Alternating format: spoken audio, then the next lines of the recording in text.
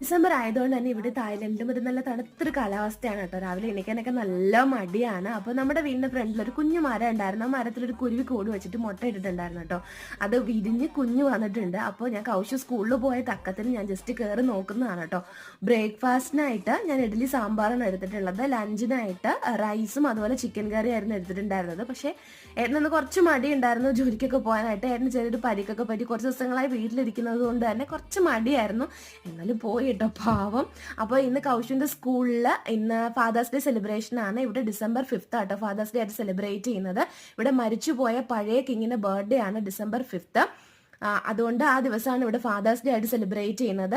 അന്ന് ഹോളിഡേ ആയതുകൊണ്ട് തന്നെ December 4th, അതായത് ഇന്നാണ് അവർ സെലിബ്രേറ്റ് ചെയ്തത്. ഒരു വലിയ മനുഷ്യനാണ്. തായ്ലൻഡ് ഈ ഒരു ലെവലിലേക്ക് ഡെവലപ്ഡ് ആയിട്ട് വരാനായിട്ടുള്ള കാരണക്കാരൻ ഇദ്ദേഹമാണെന്നാണ് പറയുന്നത്.